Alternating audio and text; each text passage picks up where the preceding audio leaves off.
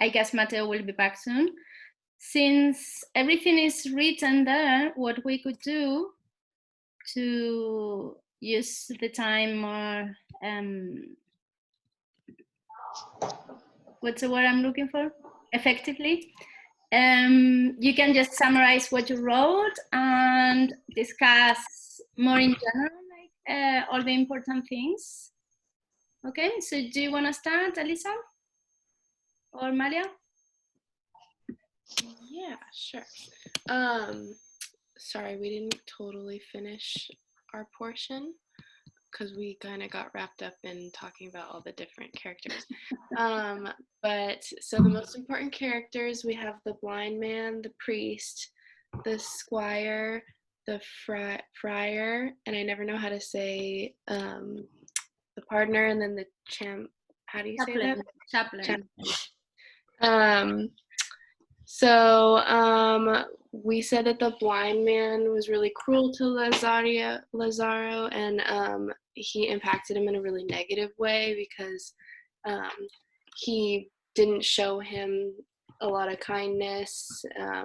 He was really cruel to him, and because it was his first master, we thought that that's like kind of like his first experience with a master, so that's how he perceived other people going through like his next masters. And then for the priest, Alyssa, do you want to talk about the one for this? Yeah, so for the priest, I said that it showed like the dishonesty and like the corruption of the church, and how like the priest really only thought of himself instead of like his followers and like Lazario, for example, and that it kind of just showed that even though he was with someone who's supposed to be like a person of faith, that they still like treat him poorly and that he still had to steal in order to survive. Yeah, I guess that's all I really said, and that basically everyone came second in the priest's eyes, which really isn't what they were supposed to do as someone who's leading the church, but this priest was different and kind of just showed the corruption throughout the novel or literature piece. And then the squire, I really liked the squire, but even though he lied to Lazario about his wealth and his status, I think that he impacted Lazario because he taught him empathy, because Lazario like realized that he wasn't telling the truth about his status, but he didn't like out him. He didn't say like I know. He still shared his food with him to save his pride, and I thought that he learned a lot from him. And then I didn't get to write that much about the partner, but the partner sold indulgences to the people of the church, and I think that also that started impacting him in a negative way. He started seeing more of the corruption of the church. And then the next one, Alyssa, what was that one? The chaplain. Oh yeah, so for that one, I thought that kind of showed Lazaro that there's like another way to live, that you didn't have to steal all the time, even though Lazaro ended up leaving him, that he didn't really want that type of life. It did kind of show him that he could be trusted with like donkeys and like valuables, so it showed him some sort of trust, even though it was just to his benefit.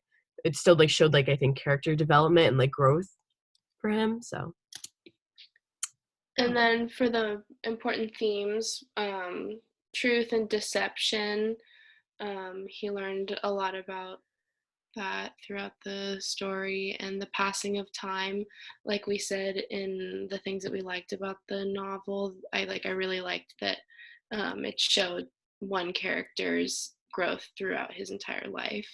Learning through experience, through each of those masters, he learned something different.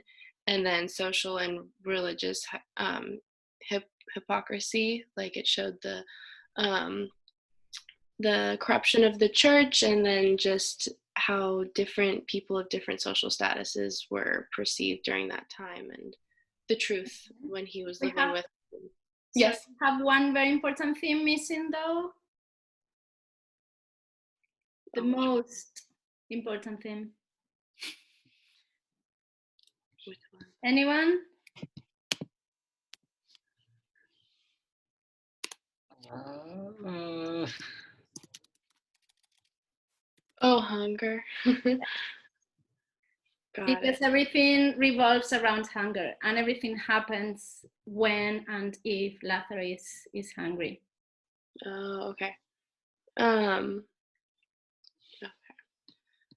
and then definition of Picaro and picaresque novel. Well, a picaro is an individual who's like a rascal or rogue, and they don't usually have a very high social status. And that this type of story like usually like mocks the traditional hero and the traditional narrative that was present during that time, with like a heroic like knight in shining armor kind of thing. And so yeah. um and then Alyssa, did you have anything else to say on that?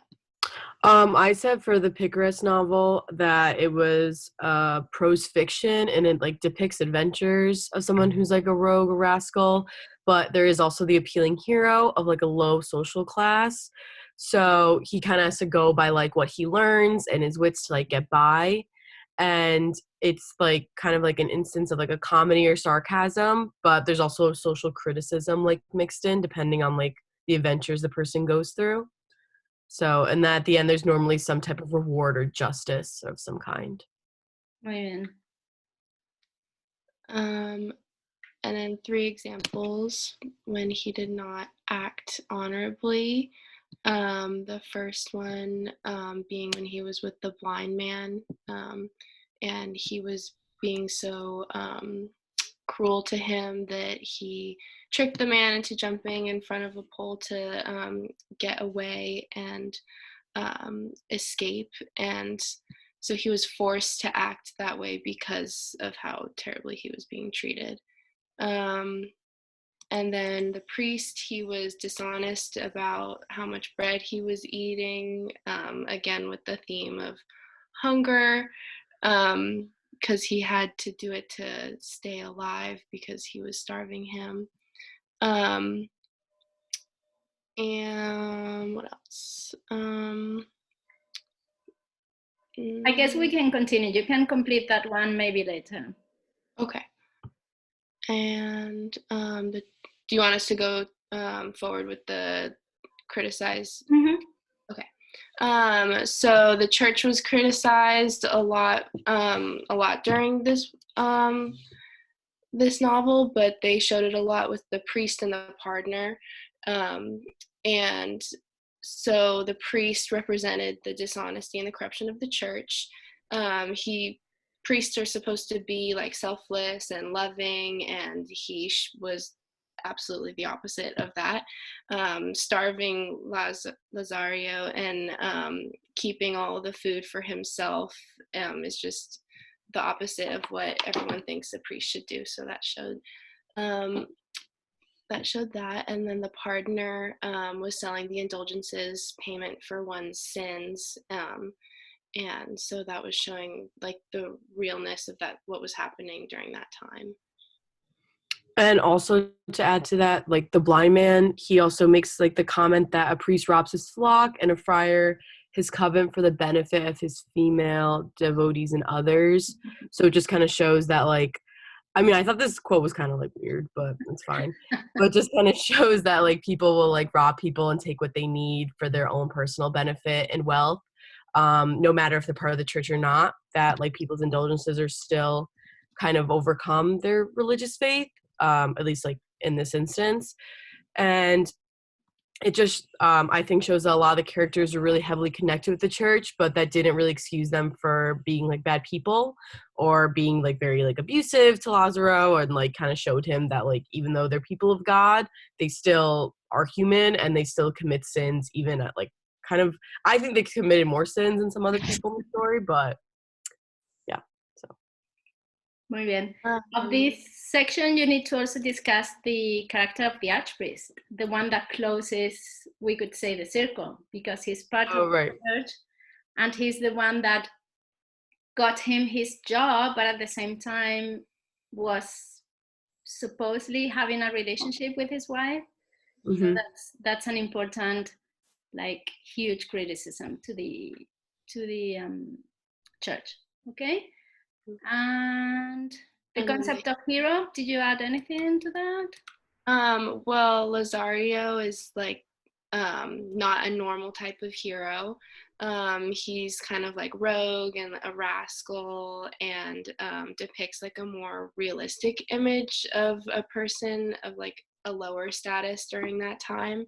And just usually what we see in stories is the hero is more of a higher social status, and everything just kind of goes their way, and everyone lives happily ever after, and they get the girl. And in this instance, like he had to go through a lot of hardship. He had to learn from many different people, and he got the girl, but not in the way that everyone thought he would.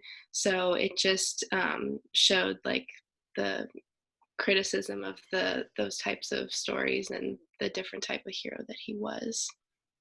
I don't know if you have anything to add, Alyssa. I was gonna say that he was like a hero of his own personal gain. I don't really think he was like a hero for other people. I didn't think he really made anyone's life truly better. But I mean, he did like overcome a lot of obstacles, and then in the end his life was better. So he might be a hero in like his own sense, where he like saved himself from starving and like being abused. But I don't really know if he's a hero for other people in the story, because I don't really think he added that much benefit to other people's lives. Like maybe his wife like gave her a house to live in when she wanted to, but I don't know. I think he had enough with his own life to worry about others. Right. Okay, bien. So maybe if you want to add a few more things after. Yeah, we can. I'm gonna add it right now. Yep. Vale. What do you have to say about this one, Anna and Chloe? Góngora and Quevedo? Well, for the first one, we just talked about how Góngora was like where he was born in Cordoba, and how he was a priest in Madrid, and just how he had a feud with Quevedo. Yeah. And then the next one, word Cordoganism just uses more complex language, and it's filled with metaphors, and it kind of is trying to say that that type of literature is more for like elite classes, people who are more educated, and then culturanismo. I don't think I've ever had to say these words out loud. Just type them. But it's has a lot of. Just 1 second, because I think you confuse culturalism, with conceptism. Okay. Okay. Culturalism and Gongorism are the same thing. Okay, that's what I thought. But it's fine, Sorry about that. No, my bad. But yeah, then we just talked about conceptionism and Quevedo's poetry and the type, and the one we read and analyzed. Yeah.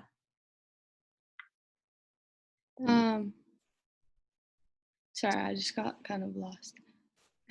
Maybe we can talk about the poems, because you kind of summarized the two styles. Okay. Yeah, so I looked on the walls of my fatherland. That was Quevedo, and he obviously, like, the poem itself doesn't necessarily have these like large eloquent words, but has a lot of imagery and a lot of hyperboles in it. The subject of the poem is like nature and the passage of time, and how through the passage of time like everything dies. It's like a really dark poem. And it uses like lines like the walls that were once so strong had, and then later in the poem talks about the walls again and that they have a discolored ruin. He feels like conquered by the years, and he uses a lot of hyperboles, like when the sun is drinking up the streams. Like obviously it's not literal, but he wants to really emphasize how like over time parts of nature deteriorate. Personification as and- well. What? Personification. Yeah, yes, that's the word. Yeah, exactly. So, yeah. And he uses the rhyme scheme of A, B, B, A for the first two stanzas, and then third and fourth C, D, E. And then the core words kind of have to do with the theme and the kind of overall message of just like the passage of time and how things decay and stuff.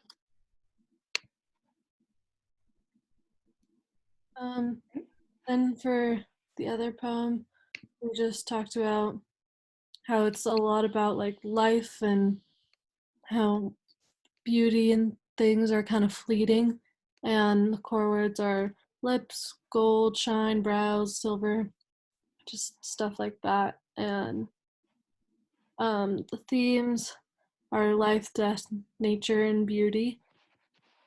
And Gongora just talks about how he is just comparing whoever he's talking about to nature, and how like it's so beautiful, but it's also like passing. And he says like before the years of glare are gone, which kind of talks about old age and how he thinks that beauty fades and you don't get those looks anymore. Well, you have a full work analysis on these two poems. Have you seen it on CNN Virtual? I guess you haven't. For all of you. Yeah. Yeah. I saw it. Okay. Vale. So things, because you have everything described there, just two things. The one by Gongora, the one that goes while competing with your golden hair, is about the idea of carpe diem, but remember that we are in the Baroque time period. So it goes with this sense of disillusion, disappointment. So it's carpe diem with the idea of time flies, tempo fugit, but also combined with the idea of memento mori, which is that kind of memory of death that is like floating around all the time.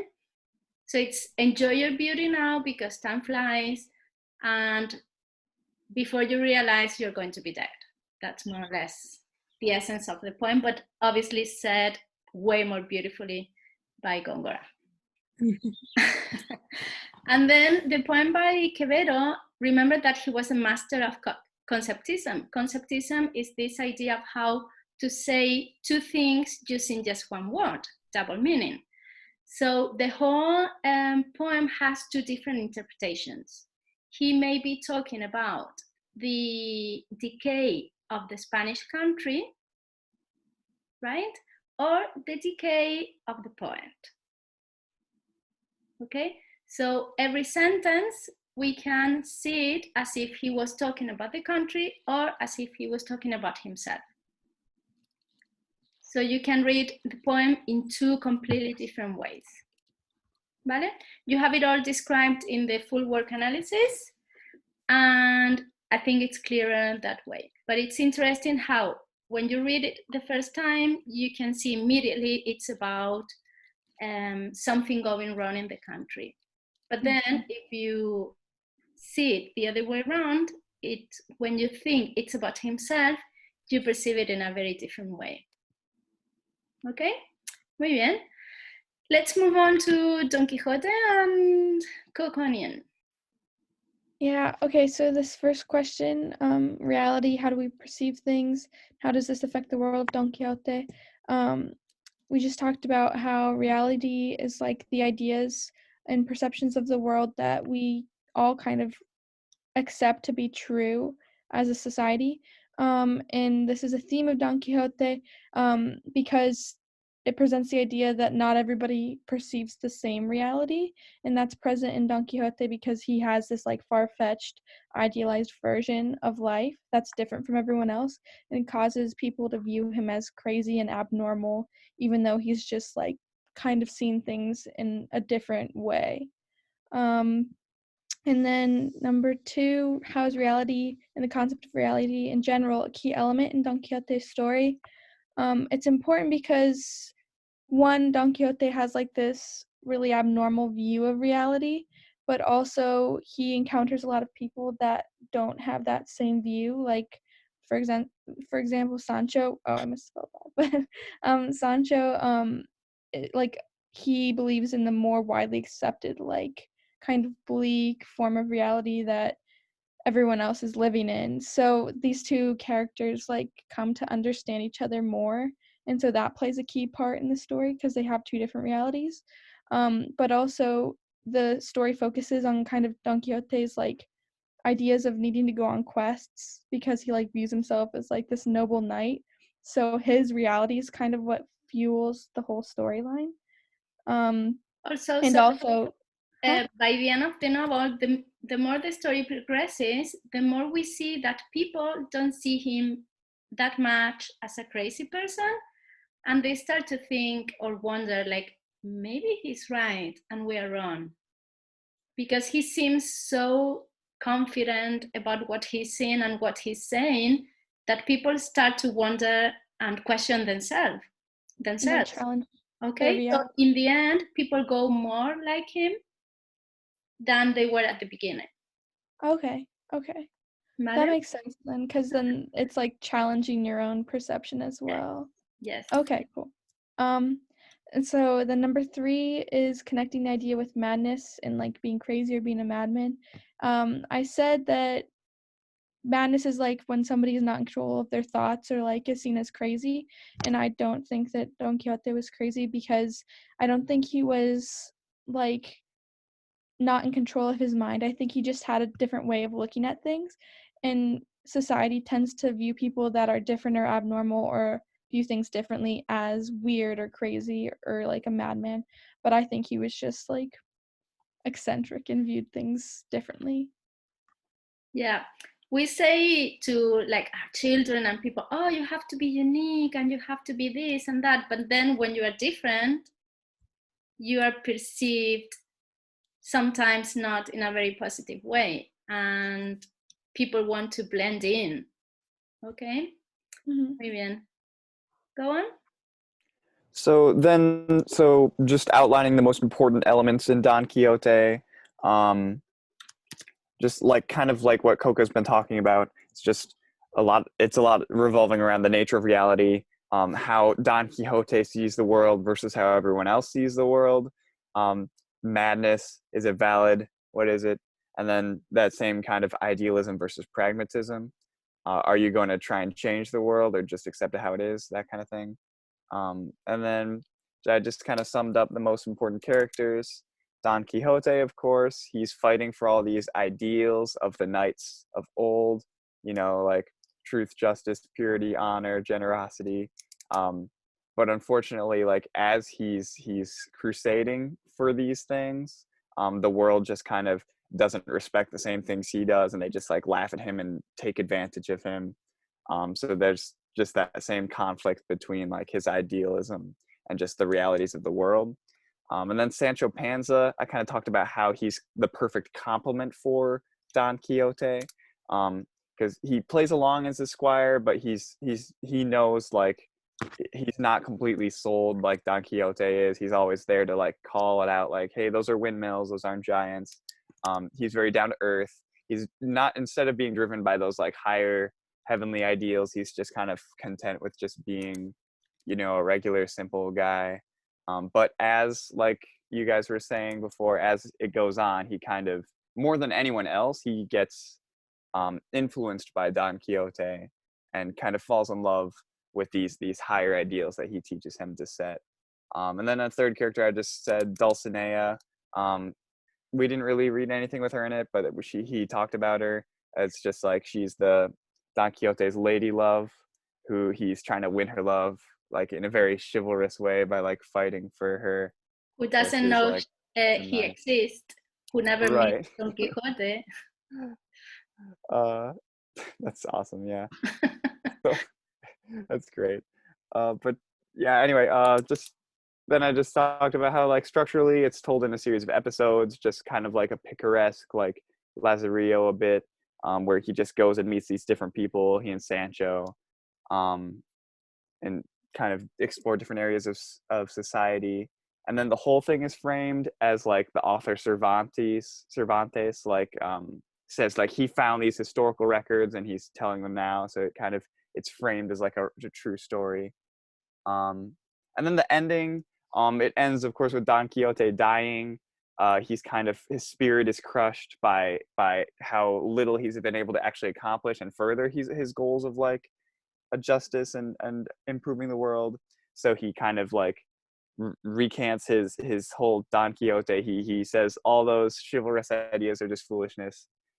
He calls himself Alonso Quijano again, and then he just dies. And in that way, Don Quixote never really dies because he just reverts back to this simple self, and kind of Don Quixote as an idea, the life he was living, kind of lives on in like the people that Don Quixote like influenced, like Sancho Panza and his new view of life.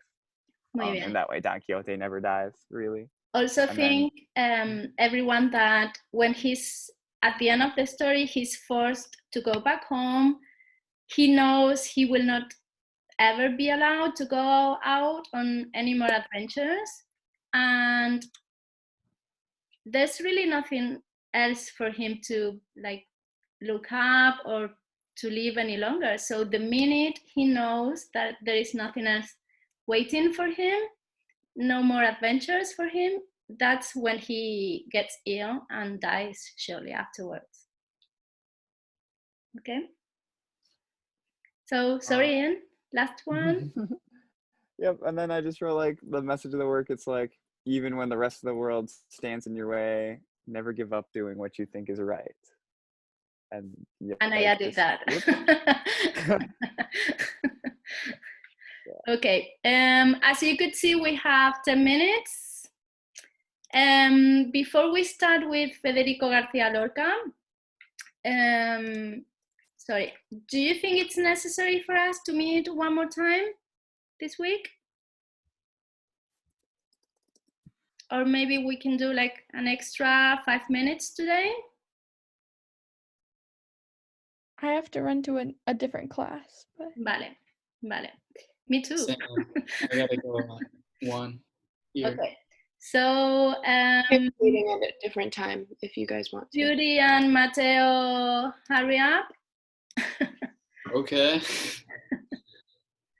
Venga. 8 minutes. Maybe 5. Okay. It's all written there, so just mention the most important things. Okay. Gotcha. Do you want to start, Judy? Yeah, basically we started it's a rural trilogy, and we weren't really sure why, but we kind of thought just because it showed like the rural life in Spain compared to like the way that some of the richer people lived, maybe. There's also like, they said with the other books called like Eurema and like just blood something, they're just part of the rural trilogy, but it didn't really say why. It's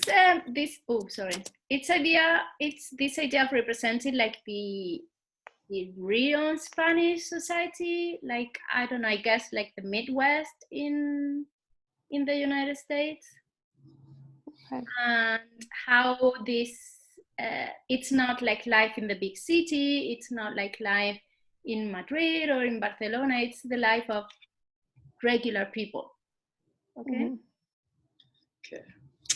And then we described Bernarda as really controlling and just ruthless.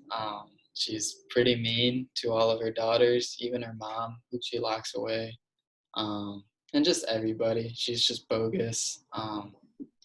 And she's just inherently very self-motivated. She usually thinks for herself.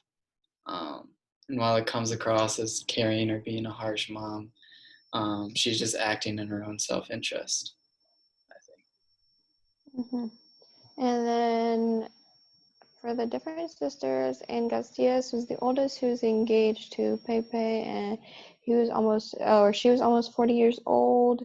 She was the only one who had a dowry, and she was ready to get out of the house, and that's why she was so ready to just marry him, even though maybe he didn't want to marry her for the right reasons. And then Martirio was also in love with him. She stole the picture from Angustias the one time, and then she was the one who really went after the youngest sister when she stuck out on the last night, and a lot of what she did was really self-centered. And then Magdalena was pretty much resigned to her fate of just staying in the house. She was kind of the most calm, I think, personally, of the sisters. Kind of whatever happens, happens. And then Adela, she was like very emotional and volatile. Has had an affair with Pepe as well. And then, as we all know, at the end, she's very distressed because she thinks Pepe's dead, even though she didn't really know him, and she killed herself. And yeah, pretty emotional, I guess. Okay, the idea is to discuss that it's 5 of them, so each of them has a different response to what's happening to them. Okay, that not everybody reacts in the same way to the same situation. Vale? Oh, yeah. And also the fact that even though Pepe Romano was engaged to Angustias, he actually liked, and we don't know if he loved, Adela, who was the youngest. Gotcha. Vale? And what about the 2 maids? Well, with Pancha, the main one, we thought she was kind of just like the mediator. She was kind of just always there. She would help Bernarda out, but also the sisters. Very obviously disliked Bernarda. And then we said like the other maid wasn't so focused on, we thought, but I felt like it really fit in well with like the realism and just like the understanding of the environment that was going on in the house between all the characters. And I think she served as a good piece to fill that role. Okay. The other maid that is just like briefly mentioned, but it's very important. Why? Because she's working for Bernarda, but she's said to have had not an affair, but that he had some sort of relationship with Bernarda's husband. Okay?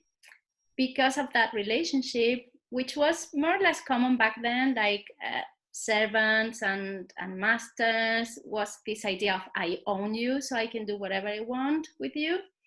So from that type of relationship, a baby was born.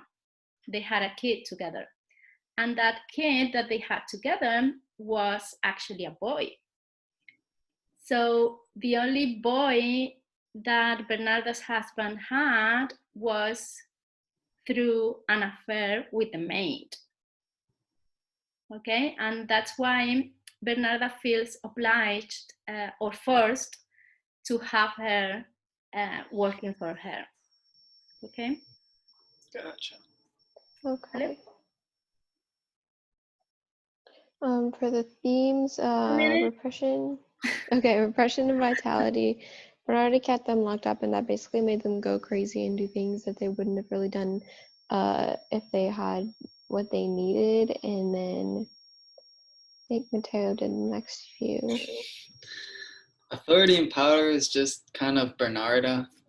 I mean, she had both. I don't know, there's not really much to be said. I mean, as long as you read it, you understood Bernarda is basically the symbol of authority and power in that house.